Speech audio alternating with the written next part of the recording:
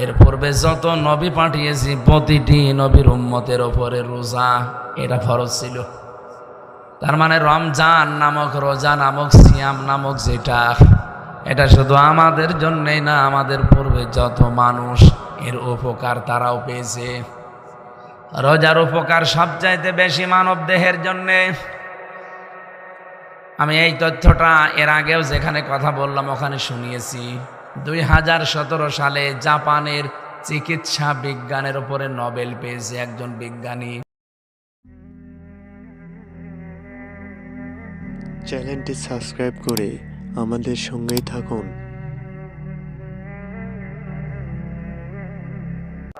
নবীজি বলেন, আমার সাহাবীরা রমজান মাস আসার 6 মাস আগে আল্লাহর কাছে বলতো, আল্লাহ তুমি অন্তত রমজান পর্যন্ত আমার হায়াতটা বাড়িয়ে দাও। 6 মাস পরে আবার দোয়া করতো যে রমজানে যে শিক্ষা পেলাম এটা যেন আগামী 6 মাস আমার জীবনে থাকে। তার মানে 6-6। তাহলে আমরা সাহাবীদের পদাঙ্ক যদি অনুসরণ করতে চাই, বলেন তো আমাদের ওই পথে এগিয়ে যাওয়া দরকার না? ওনারা 6 মাস আগে যদি রমজানের অপেক্ষা করতে পারে, আমরা মাত্র 2 দিন আছি, কি প্রস্তুতি নেওয়া দরকার এখন থেকে? রমজানে অনেকগুলো প্রস্তুতি নেওয়া লাগে যে এই মাসে কত রকমের ইফতারি খাওয়া যায় নাকি। রোজার মাস আল্লাহ দিয়েছে যে গরিব মানুষ না খেয়ে থাকলে কেমন লাগে, ধনীরা যেন বোঝে। অথচ সেহরের সময় মরণ খাওয়া খায় আর ইফতারি তো টুটি পর্যন্ত খায়। ক্ষুধা যা হালকা পাতলা লাগে ও কিছু মনেই করে না। না, এই নিয়ম বাদ দেওয়া লাগবে। বিশ্বনবী জানিয়েছেন, যখনই খাবার খাবে উম্মত যেন পেটকে 3 ভাগ করে খাবার খায়, তাহলে তার পেটের যে পিড়িয়া, গ্যাস্ট্রিক, আলসার এগুলো হবে না। 1 নম্বরে আপনি খাবার খাবেন 1 ভাগ পানি দিয়ে, 1 ভাগ খাবার দিয়ে আর 1 ভাগ খালি রাখবেন। কথা বুঝতেছেন? এই নিয়মটা মেনেছিল প্রতিটি নবী। হ্যাঁ, খাবারের পরে মিষ্টি খেলে খাবার হজম হয় তাড়াতাড়ি, এই জন্য এটা সুন্নাহ। নবীজির প্রত্যেকটা কাজ বিজ্ঞানসম্মত। কিন্তু খাবার এমন বেশি করে খায়, হজম তো হওয়া লাগবে, আরো মিষ্টি চায়, তার মানে আরো খাবার চায়। না, এটা ঠিক না। দুনিয়াতে কোনো নবীর পেট বড় ছিল না, প্রত্যেকটা নবীর বুক বড় ছিল, পেট ছোট ছিল। আর আমরা নবীর এমন উম্মত, বুক খুঁজে পাওয়া যায় না, শুধু পেট। এমন এমন পেট হয় মানুষের, দেখি মহিলারা লজ্জা পায় যে কি গো, ছেলে মেয়ে হয় আমাদের আর পেট হয় ও। এই জন্য বেশি খাওয়া যাবে না। রমজান আসতেছে কি খাওয়ার জন্যে? ইবাদতের জন্য। বলেন তো কিসের জন্যে? আল্লাহ রাব্বুল আলামিন বলেন, ইয়া আইয়ুহাল্লাযীনা আমানু কুতিবা আলাইকুমুস সিয়াম কামা কুতিবা আলাল্লাযীনা মিন ক্বাবলিকুম লাআল্লাকুম তাত্তাকুন। ওহে যারা ঈমানের দাবি করো, তাদের উপরে আমি রোজা লিখে দিলাম। শুধু তোমাদের ওপরে না, এর পূর্বে যত নবী পাঠিয়েছি প্রতিটি নবীর উম্মতের ওপরে রোজা এটা ফরজ ছিল।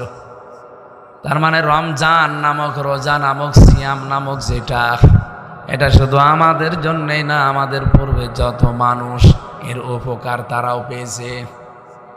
রোজার উপকার সবচাইতে বেশি মানব দেহের জন্যে। আমি এই তথ্যটা এর আগেও যেখানে কথা বললাম ওখানে শুনিয়েছি। 2017 সালে জাপানের চিকিৎসা বিজ্ঞানের উপরে নোবেল পেয়েছে একজন বিজ্ঞানী, ইউসোনিয়া ওসামিওর নাম। এই লোকটা পুরা শরীরের ভেতর থেকে একটা জিনিস বের করতে পেরেছে তার গবেষণায়, যে 2 কোটির উপরে আমাদের পুরা 3.5 হাত বডির ভেতরে কোষ আছে। কি আছে? কোষ। কয়কার? ওই পেট কাটা মধ্যাংশ। এই কোষগুলোর পাশাপাশি মানুষ যদি খাবার বেশি খেতে থাকে, আরো নতুন নতুন কিছু কোষ ওর পাশে তৈরি হয়। ওই কোষ তৈরি হওয়ার পরে 2টা ক্ষতি সামনে দেখা দেয়। এক নম্বরে শরীরের বিভিন্ন জায়গায় টিউমার দেখা দেয়, টিউমার হয় না। 2 নম্বরে তার ক্যান্সার বাড়তে থাকে। বিজ্ঞান এখন দেখাচ্ছে আমাদের শরীরের শুধু রক্তের ভেতরে 5.5 কেজি রক্ত আছে আমার শরীরে। কত?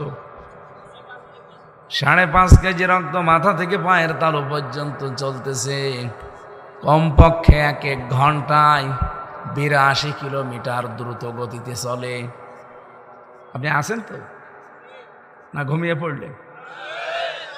যেহেতু আপনার কর্মের মানুষ, সারাদিন মাঠে ঘাটে বিভিন্ন জায়গায় কাজ করেছেন, এখন ঘুম আসা স্বাভাবিক।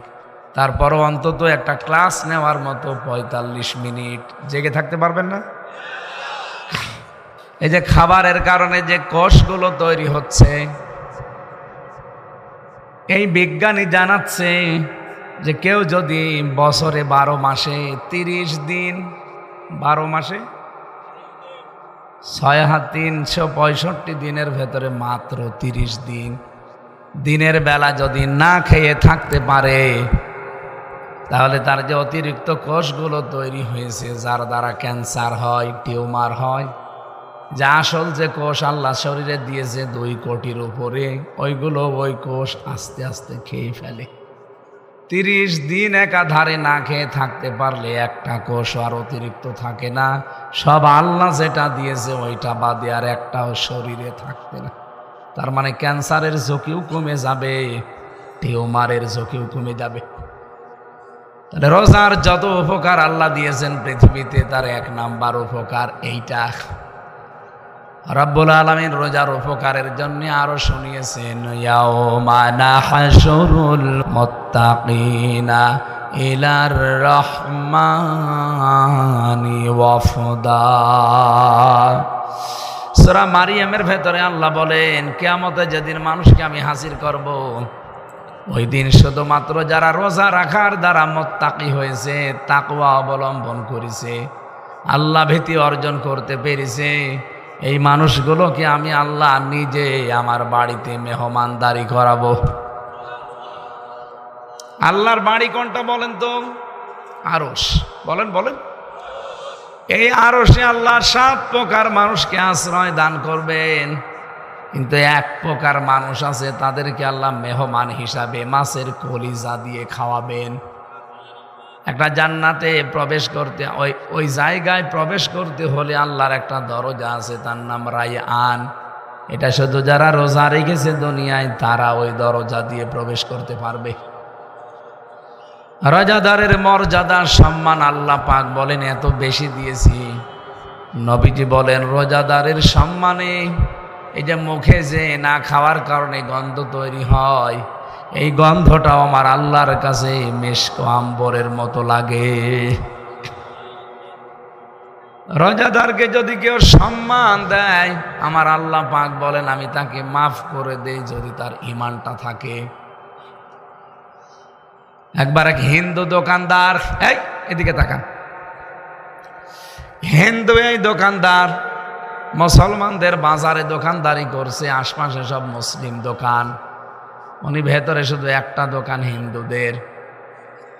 ওর ছোট্ট ছেলে আছে 13 বছরের বয়স, সে খাবার নিয়ে এসেছে দুপুরবেলা।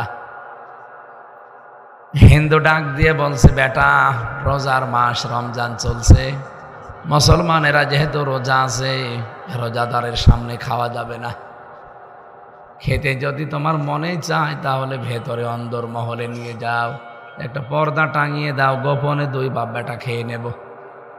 ছোট মানুষ তো গুরুত্ব দেয়নি, বসে ও নিজের রোজা কি সবার সামনেই প্লেট নিয়ে খাওয়া আরম্ভ করেছে। হিন্দু বেটা ডাক দিয়ে বলছে, আমি নিষেধ করলাম তোমারে যে রোজাদার সবাই রোজা আছে, মুসলমানেরা তুমি এর সামনে খাবে না, তারপরও খাওয়া আরম্ভ করলে। যে কত রোজাদার দোকানদার এখন আমাদের দিকে তাকায়। 1 চড় দিয়েছে সন্তানকে, বাবার চড় খেয়ে সন্তান কান্না আরম্ভ করেছে। ওই রাতে ওই এলাকার মসজিদের যিনি খতিব, তাকে আল্লাহ স্বপ্ন দেখিয়েছেন, আমার রোজাদার বান্দাদেরকে এই মুশরিক লোকটা যে সম্মান দিয়েছে, ওর যদি সত্যি আজকে ঈমান থাকতো আমি আল্লাহ ওরে মাফ করে দিতাম। রোজাদারের কত সম্মান আপনি বলেন, একজন হিন্দুকে আল্লাহ মাফ করে দিত যদি তার ঈমান থাকতো, শুধুমাত্র রোজাদারদের সম্মান করার কারণে। কত মানুষ এখানে আমরা আছি রোজা রাখেও না, রোজার মাঝে রোজাদারের সামনে বিড়ি খায়, এরকম মানুষ নেই? এমনকি দোকানে পর্দা টেনে দিয়ে ভেতরে খাবার খায়। আরে ভাই, রোজা দিয়েছে আল্লাহ কয়েকটা উদ্দেশ্য নিয়ে। রোজার মাসে যদি দিনের বেলা কেউ সুস্থ থাকার পরে খাবার খায়, সে যেন বিশ্বাস করে যে আমি পায়খানা খাচ্ছি। কি ইন্নাল্লাযীনা ইয়াকুলুনা আমওয়ালাল ইয়াতামা যুলমান ইন্নামা ইয়াকুলুনা ফি বুতুনিহিম নারা ওয়া সায়াসলাউনা সাগীরা। সূরা নিসা 4 নম্বর পারার 17 নম্বর পৃষ্ঠা 14 নম্বর লাইনে 10 নম্বর আয়াতে আছে। তাফসিরে ফি জিলাল কোরআন পাবেন। রব্বুল আলামিন বলেন, নিশ্চয় যারা খাচ্ছে খাবে। বললাম না একটা ক্লাস চলছে, ক্লাসে কিভাবে হেঁটে বেড়ায়, কথা বলে, ওই ওরকম দাঁড়িয়ে থাকে। থাক, ওরা তো ছাত্র না।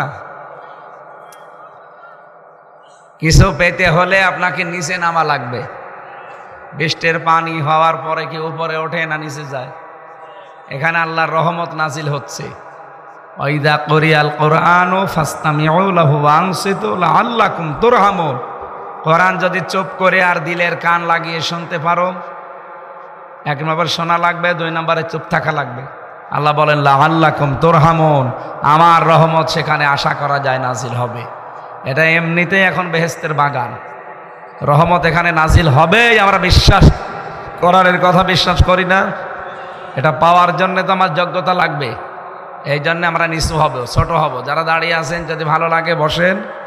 আশা করছি আমরা কিছু নিয়ে যেতে পারবো ইনশাআল্লাহ। এমনি আপনারা আজকে ধোকা খেয়েছেন, ওই যে ছোট হুজুরটা আসেনি না, আপনারা দাওয়াতও তো তোর পর্যন্ত পৌঁছাননি। আমারও এরকম অনেক এই ভুয়া নাম্বারে তারা এই বিভিন্ন ধোকা খায়, বলে যে আমির হামজা বলছে, অথচ কম্পিউটার দিয়ে স্ক্যানে কিভাবে ওরা সেট করে, ওরা তখন আইটি বিশেষজ্ঞ, সেট করে বলছে এই যেন হুজুরের সাথে কথা বলেন, অথচ আমি জানিই না। ওই কোনো সময় হয়তো একটা ভিডিও কাটিং করে এডিটিং করে রেখে ওই পেছনে দিয়ে বলে এই দেখেন কথা বলছে, মুখ নড়াই আর আপনি শুনতে পান, অথচ কথাগুলো আমারও না।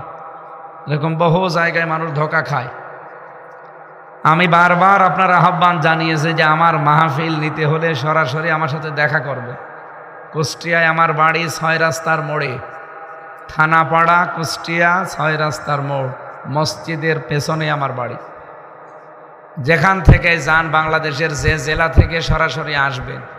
আমি রমজানে ফিরে আসি, সারা বছরের দাওয়াতগুলো আমি রমজানেই নিই। আর মাহফিল হয় তো 4-5 মাস, এই 4-5 মাসে যা নেব এই রমজানে সব নিয়ে ফেলবো। যেহেতু এই ভিডিও হচ্ছে তো এই জন্য বলছি সারা দেশে যেন ছড়ায়। কত মানুষ এই যে ধোকা খাচ্ছে। এ রফিক মাদানিকে টাকা দিয়েছেন অলরেডি আপনারা, অথচ সে জানেও না। তার নামে এই যে কোন চিটার বাটপার এই ভিডিও আকারে এভাবে কথা বলে টাকা খাচ্ছে।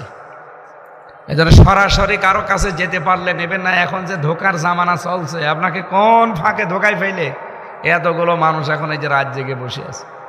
আগামী থেকে ধোকায় আর পড়বেন না।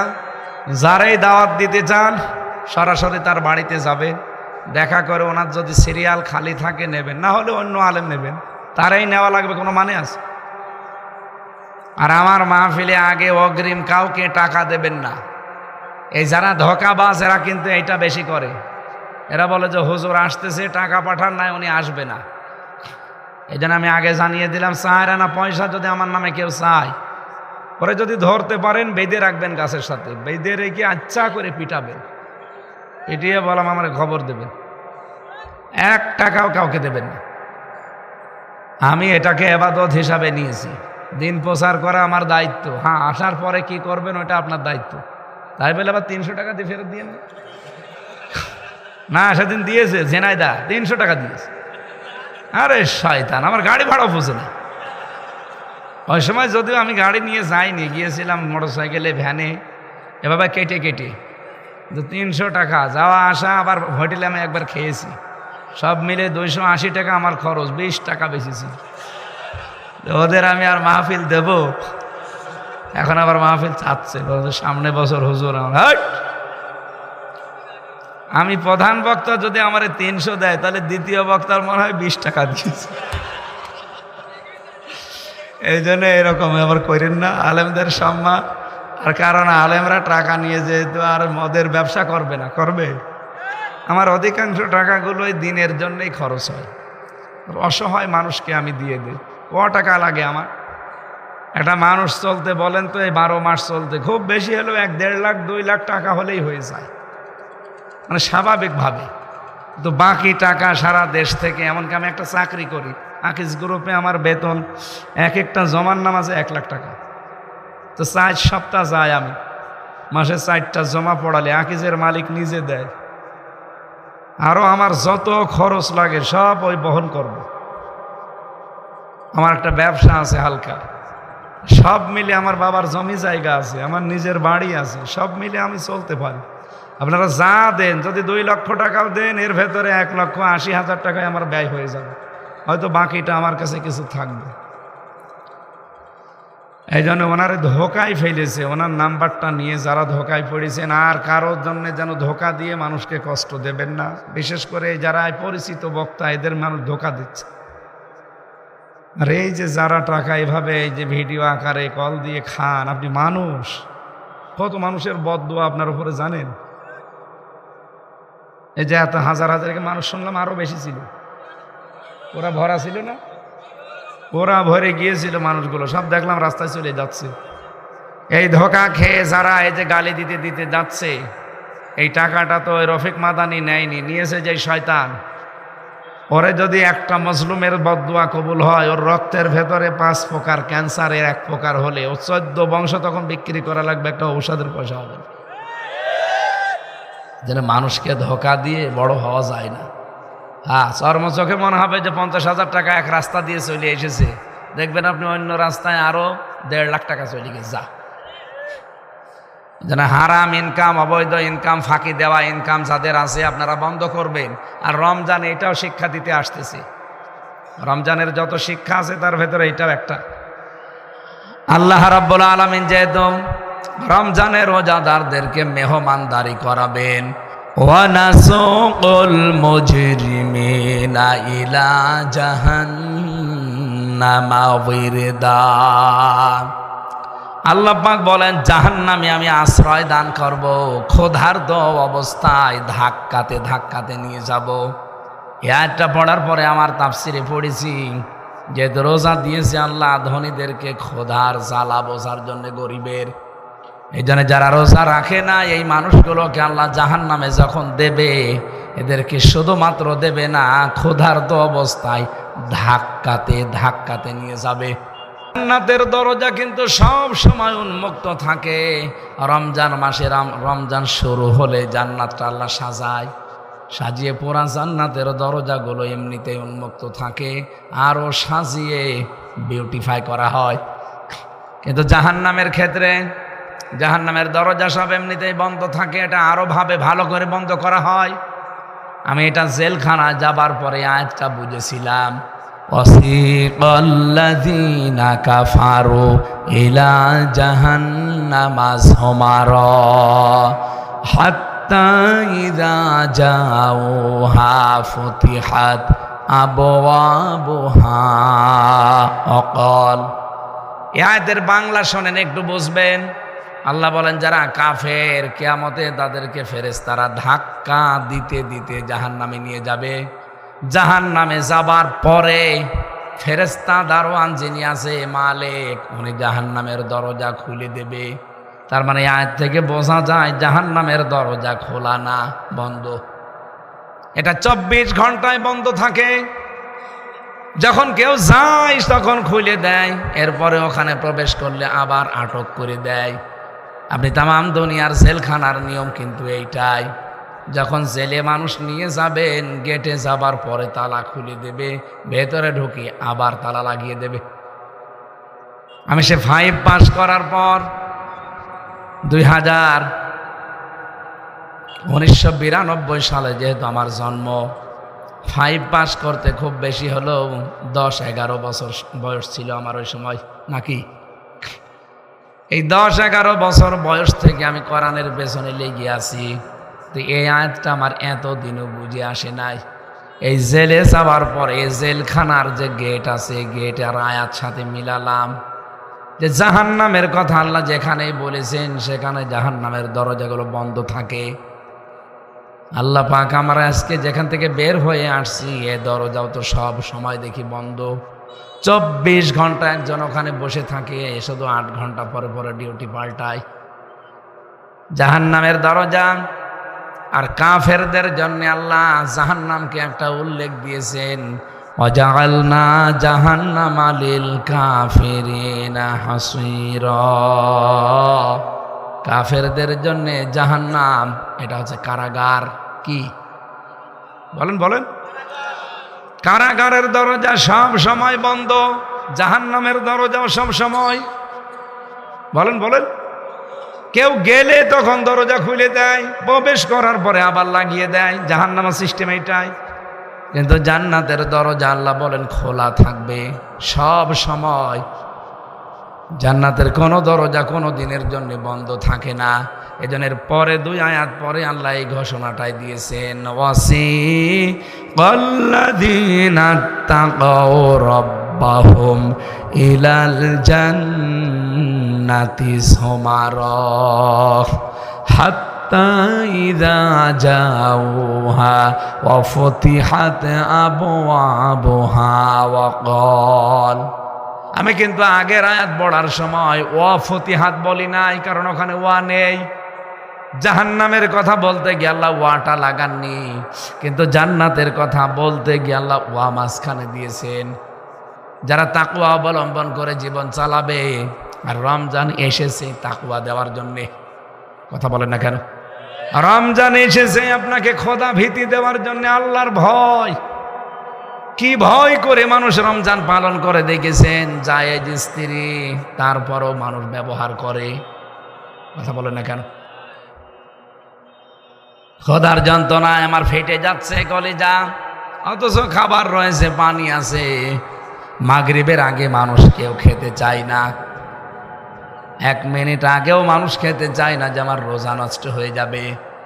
এই যে আল্লাহকে না দেখে যে ভয়টা আপনি পেয়েছেন, আল্লাহ এইটা নিয়ে ফেরেশতাদের সামনে আপনার নামে গর্ব করে। এই দেখ, তুই যে মারাতে নিষেধ করছিলি হামসাকে, দেখ তো আমাকে না দেখে কি সুন্দর বিধান পালন করছে। জায়েজ স্ত্রী ছিল, ব্যবহার করে নাই আমার ভয়ে। খাবার ছিল বৈধ, খাই নাই আমার ভয়ে, শুধু আমার নিষেধ।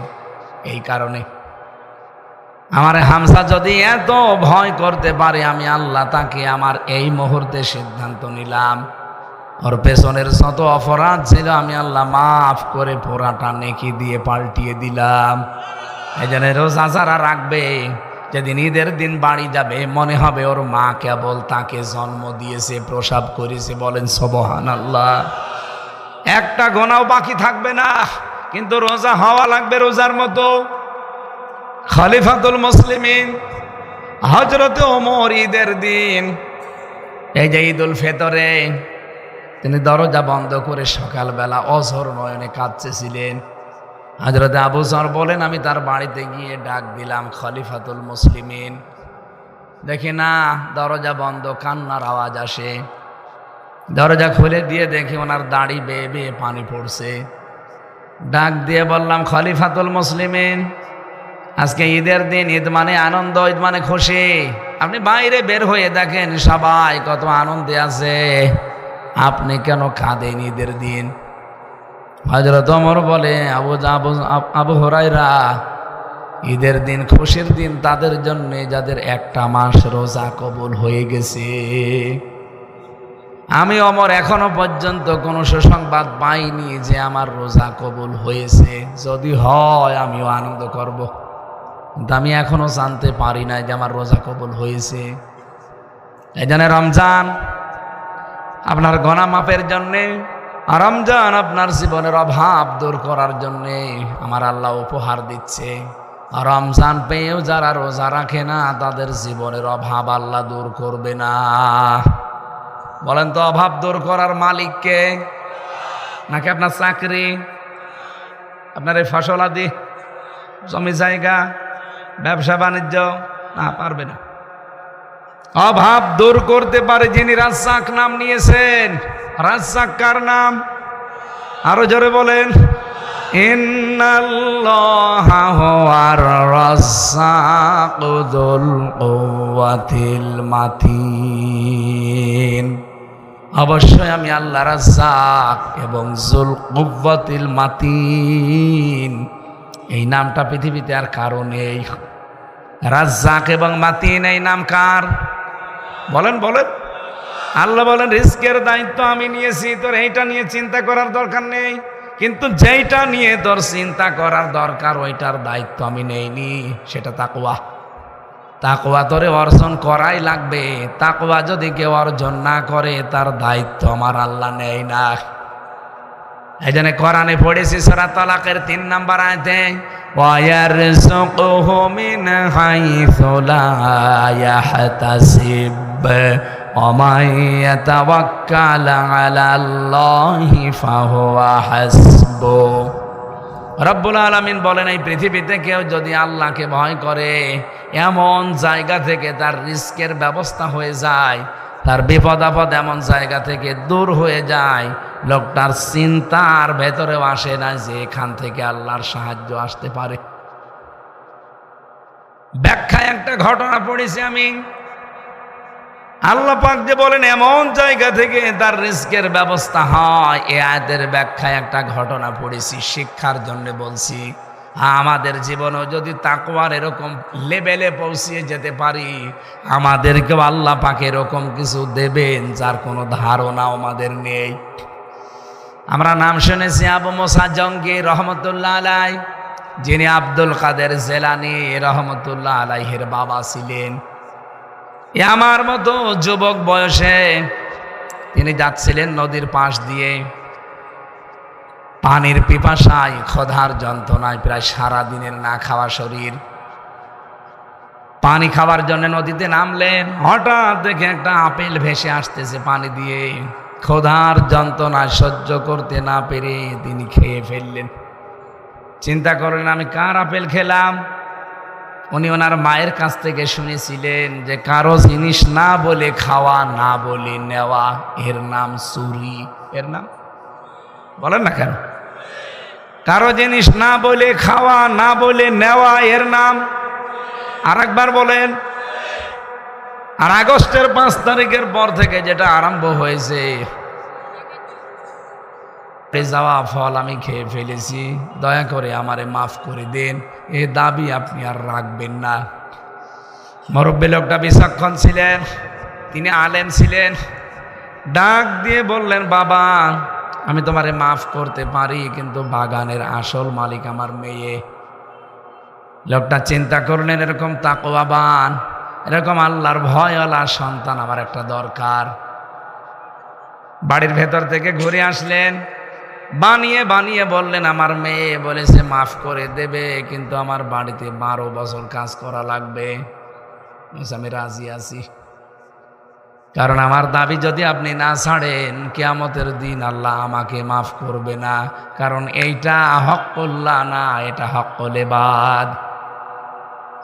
এই চিন্তাটা যদি বাংলাদেশের 1628 জন মানুষ যারা দায়িত্বে আছে এখন, এরা যদি এই টেন্ডেন্সি নিয়ে চলতো যে আমি যারটা মেরে খাই, যার কাছে চাঁদাবাজি করি, যার কাছে ফাঁকি দিয়ে খাই, ও যদি আমারে মাফ না করে, আমার আল্লাহ আমাকে মাফ করবে না। তার মানে আমার দাড়ি রাখা, রোজা রাখা, নামাজ পড়া সব মাঠে মারা যাচ্ছে, কিছুই কবুল হচ্ছে না। বলেন তো, এই দেশটা পরিবর্তন হতে 16 ঘন্টায় যথেষ্ট? হ্যাঁ, এটা একটা পদ্ধতি, একটা রাস্তা। এই পদ্ধতিতে মানুষ ভালো বানানো যায় আল্লাহর তাকওয়া দিয়ে, ভয় দিয়ে। আর একটা আছে আইন। আইনগুলো আল্লাহ দিয়েছেন এই কারণে, যখন এইগুলোই কাজ হবে না তখন আইন এত কড়াকড়ি করা লাগবে যেন বাধ্য হয় ভালো হতে। এই জন্য এই যে ছিনতাই, চাঁদাবাজি, বিশেষ করে ডাকাতি বেড়ে গেছে, এখন কোপ দিচ্ছে যেখানে সেখানে। এই কারণে আজকে স্বরাষ্ট্র উপদেষ্টা অলরেডি ডাইরেক্ট ওপেন ঘোষণা দিয়েছে, কেউ যদি কোনো চাঁদাবাজ, কোনো ডাকাত, কোনো চোর, কোনো ছিনতাইকারী ধরতে পারেন, পিটিয়ে মেরে ফেলবেন, কোনো অসুবিধা নেই। এটা আমার মনে হয় আরো বেশি করা দরকার। হ্যাঁ, প্রশ্ন আসতে পারে 15.5 বছর তো আমরা বিভিন্ন কায়দায় নিগৃহীত, বিভিন্ন কায়দায় আমাদেরটা ওরা মেরে খেয়েছে।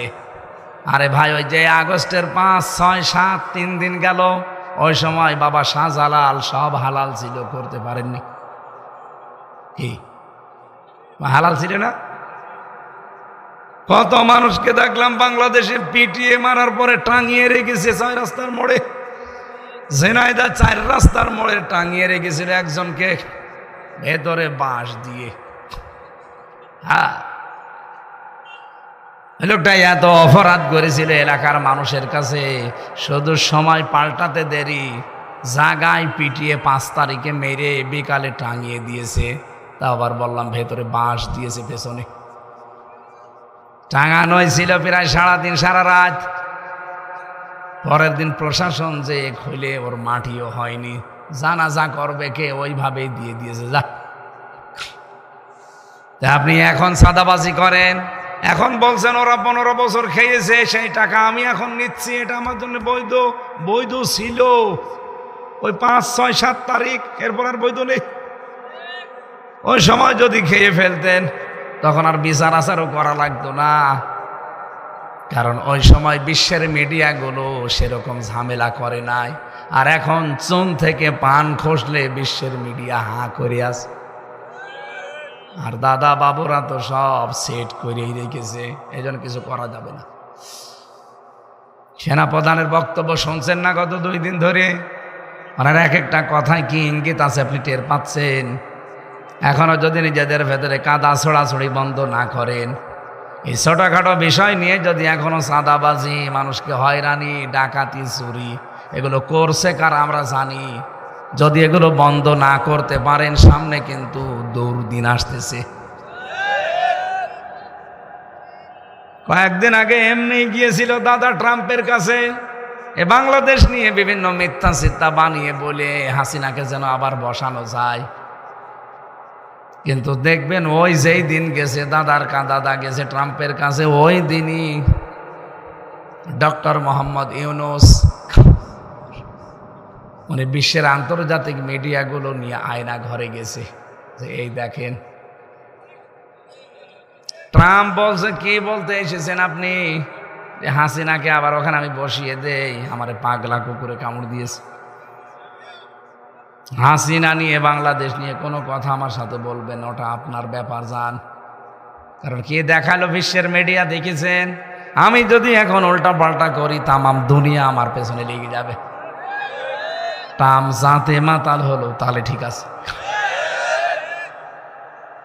আগস্টের 5 তারিখের পর থেকে আজকের এই ফেব্রুয়ারি 26 তারিখ, এই 6 মাস কয়েকদিন হয়ে গেল, ওরা কিন্তু প্রায় কমপক্ষে 27টা ইস্যু তৈরি করেছিল বাংলাদেশকে অস্থিতিশীল করার জন্যে।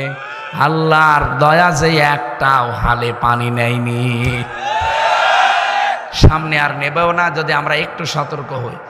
এই জন্য চাঁদাবাজি, মানুষের জিনিস চুরি করা, ডাকাতি করা, কোপ দেওয়া, ছিনতাই করা, এটা একটু থামেন ভাই, একটু বন্ধ করেন। হাঁ করে আছে বাংলাদেশ সম্পর্কে বিশ্বের মিডিয়াগুলো। বড় বড় দাদা বাবু যারা, মোড়ল যারা, প্রতিবেশী হিসাবে এমন মানুষদেরকে আমরা পেয়েছি, মানুষের প্রতিবেশীর কাছে একটা আশ্রয় পায়, আর আমরা খালি বাঁশ পাই।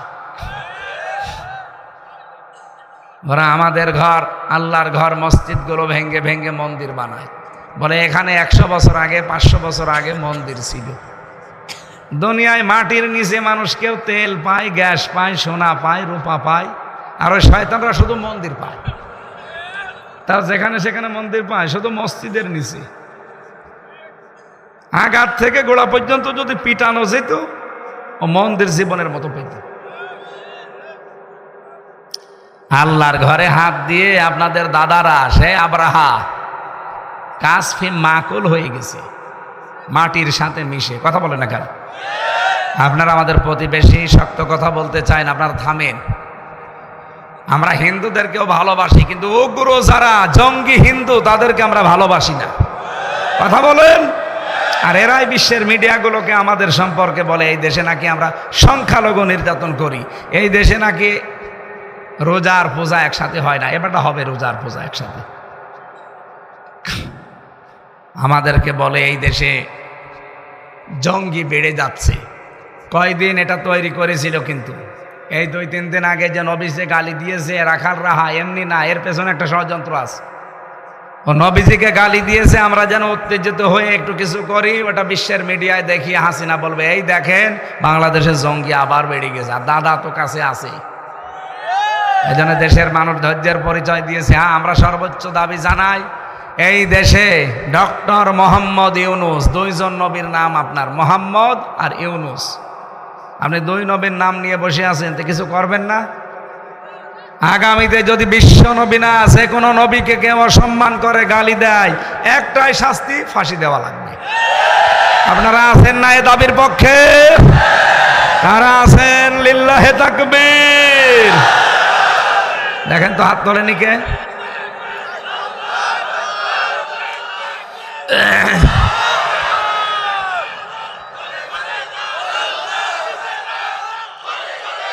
আলহামদুলিল্লাহ। লোকটা চিন্তা করছে আমার মেয়ের বয়স এখন মাত্র 6 বছর, 18 বছর বয়সে মেয়েটাকে বিয়ে দেব, কিন্তু এই ছেলেটাকে ধরে রাখতে হলে এখনো 12 বছর লাগবে। ঠিক আছে, আমি রাজি আছি, আপনি আমার দাবি না ছাড়লে আমার তো উপায় নেই।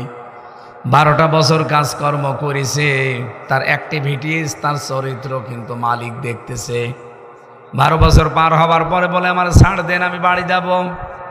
বলে আমার মেয়ে এই কথা জানিয়েছে, মাপ তোমারে করে দেবে, কিন্তু আমার মেয়েকে বিয়ে করা লাগবে। কে বলেন? আমি বাড়ি আমার বহু দূরে, আমার মা বাবা এখানে নেই, আমি আন্দাজে বিয়ের কথা বলে না, মাপ পেতে চাইলে বিয়ে করাই লাগবে। আল্লাহর ভয়ে আল্লাহর এই বান্দা আবু মুসা জঙ্গি রহমতুল্লাহ আলাইহি অস্থির হয়ে পড়েছে। ঠিক আছে, আমি রাজি আছি, আপনি যদি আপনার দাবি না ছাড়েন আমার তো উপায় নেই।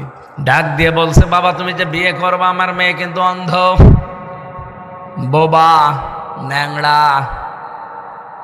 কি বলেন আপনি? এরকম মেয়ে আমার উপরে আপনি দিয়ে দেবেন? আপনার কি বিবেক আছে? মাপ পেতে চাইলে বিয়ে করা লাগবে। রাজি হয়ে গেছে। বিয়ে করার পরে বাসর রাতে গিয়ে তাড়াতাড়ি বের হয়ে চলে যাচ্ছে। স্ত্রী ডাক দিয়ে বলে, স্বামী যাবেন না, আমার বাবা আপনাকে যা বলেছে, 12 বছর আপনি আমার বাড়িতে কাজ করেছেন, কোনোদিন আমার চেহারা দেখেননি। কি পর্দায় ছিলেন তারা বলেন তো? নিজের বাড়ির কাজের লোক রাখালকে পর্যন্ত নিজের চেহারা 1-2 দিন না 12 বছরে তারা দেখতে দেয় না। আর আমাদের ড্রাইভারের সাথে বেরিয়ে চলে যায়। কুষ্টিয়াতে সেদিন এক লোক ভাড়া থাকে, গোশত বিক্রি করে খায়, তার নিজের বউ ছেলে মেয়ে আছে, ব্যবসার খাতিরে এখানে থাকে। যে বাড়িতে ভাড়া আছে ওই বাড়ির মালিকের বউর সাথে কিভাবে যেন গোশত দেওয়া নেওয়া করে লাইন করিস করে, ওই বাড়ির মালিকের কাছ থেকে যা পেয়েছে সব নিয়ে ওই গোশতওয়ালার সাথে বউটা চলে গেছে আল্লাহর রাস্তায়।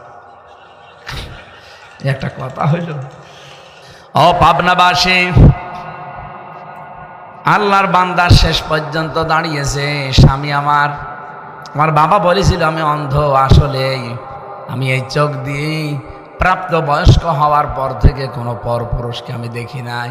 মেয়েরা প্রাপ্তবয়স্ক হয় তখন যখন তাদের শরীর খারাপ হয়, তার মানে হায়েজ আসে। এই জন্য মেয়েরা যদি হায়েজ আসার আগ পর্যন্ত নামাজ রোজা না করে গুনাহ হবে না, কিন্তু যেদিন হায়েজ শুরু হবে ওই দিন থেকেই তারপরে তারে নামাজ আর রোজা মাস্ট বি ফরজ রাখাই লাগবে। আমি আশা করে বোঝাতে পেরেছি। সম্মানিতা মা বোনেরা, আপনাদের রোজা এবং নামাজ ফরজ হওয়ার নির্ধারিত একটা সময় বললাম, এটা যদি 8 বছরে হয় 8 বছর থেকে, 10 বছরে হয় 10 বছর থেকে, যদি 15 বছরে হয় 15 বছর থেকে।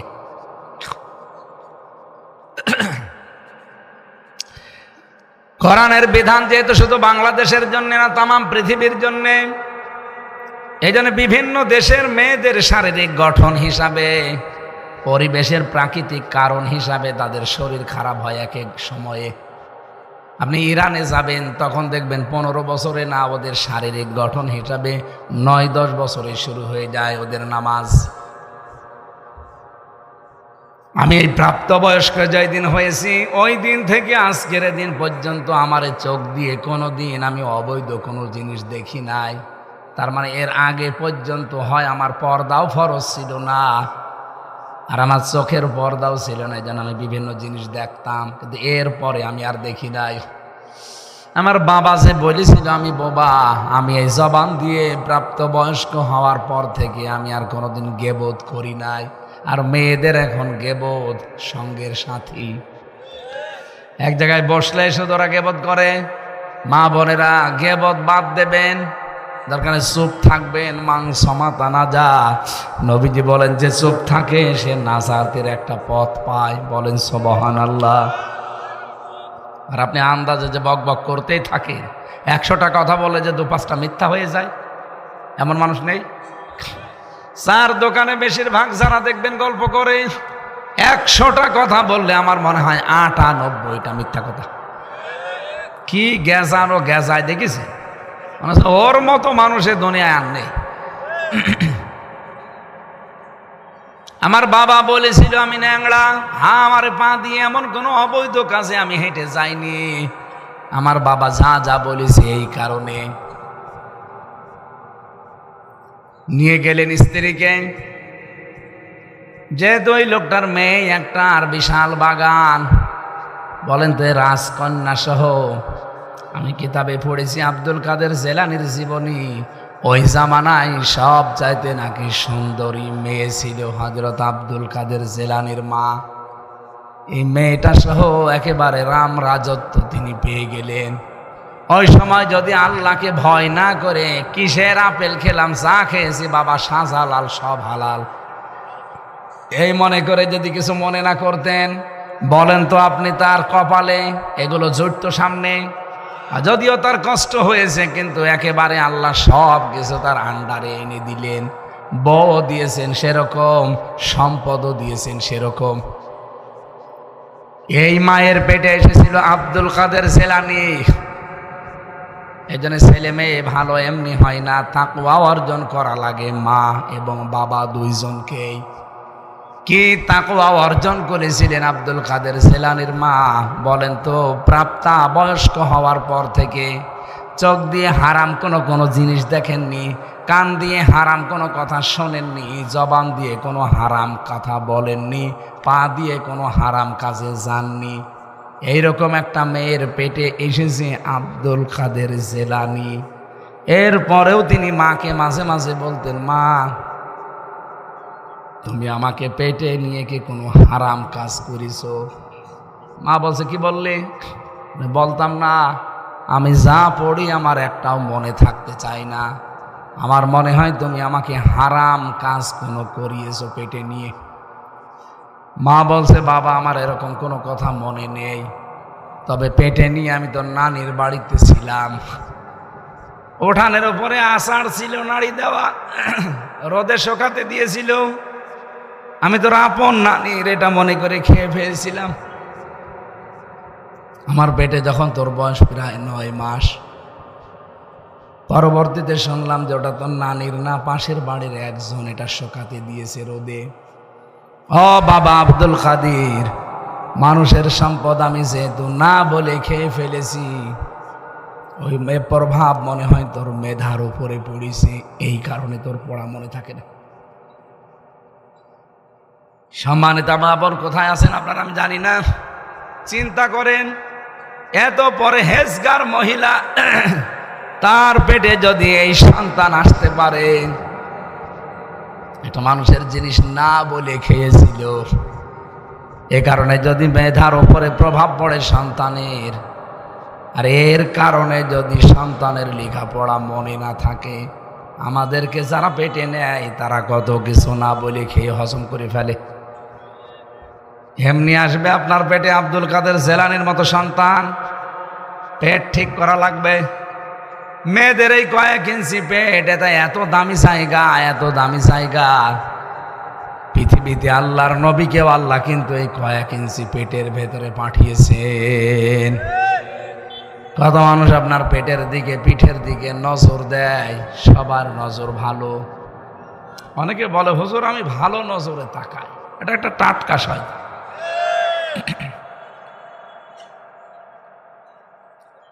তোমার নজর কত ভালো। বিশ্ব নবী বাড়িতে এসে দেখলেন নিজের স্ত্রী হযরতে আয়েশা এবং তার বাবা আবু বকর সিদ্দিক দুইজন এক জায়গায় বসে গল্প করছে। নবীজি দূর থেকে অনেকক্ষণ পর্যন্ত দেখলেন দৃশ্য।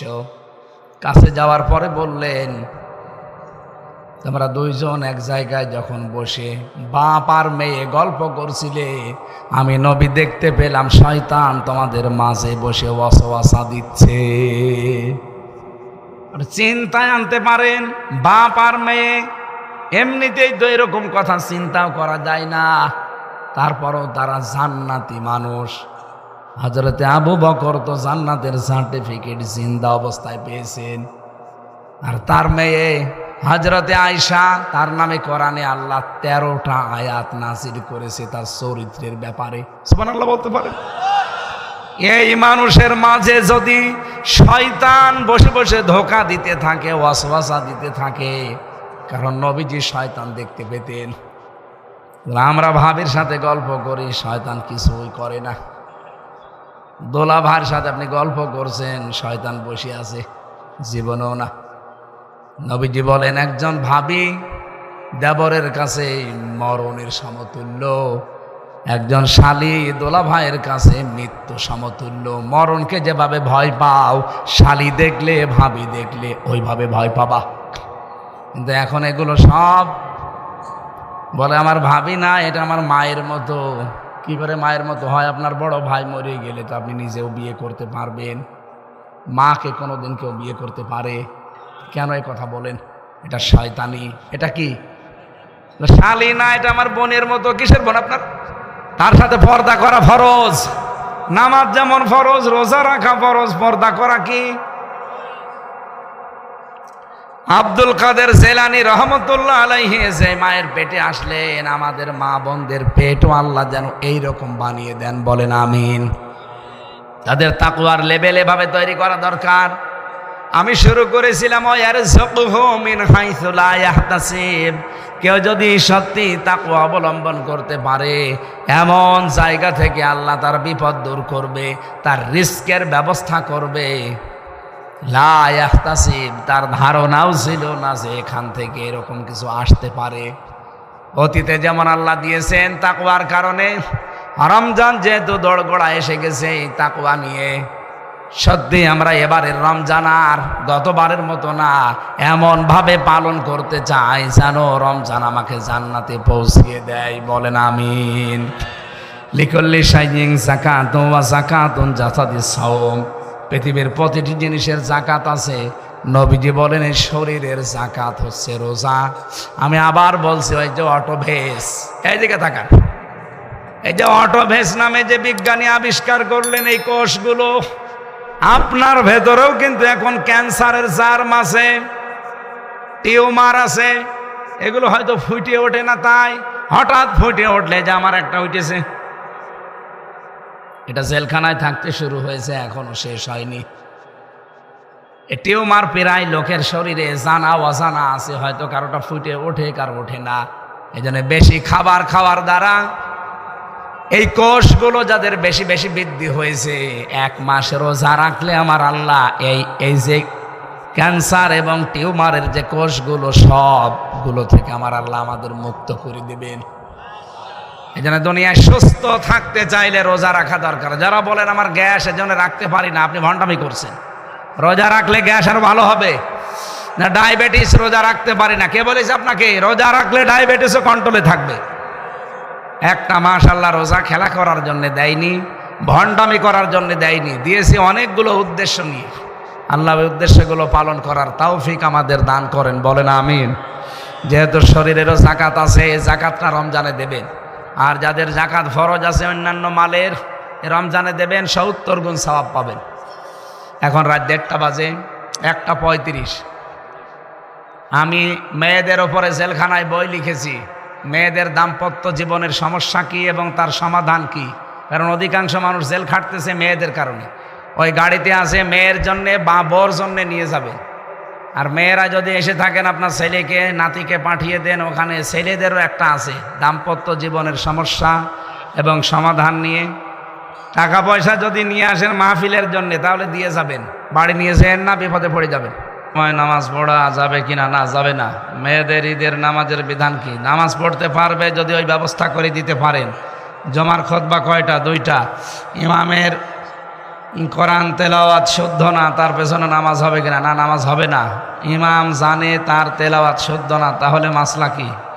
ওরে বারবার 3বার তাকিদ দেবেন, এরপরও যদি শুদ্ধ না করে ওর পেছনে নামাজ পড়া জায়েজ নেই। কিছু টাকা পাওয়া গিয়েছে প্রমাণ সহ, মালিক যেন নিয়ে যায়। হ্যাঁ।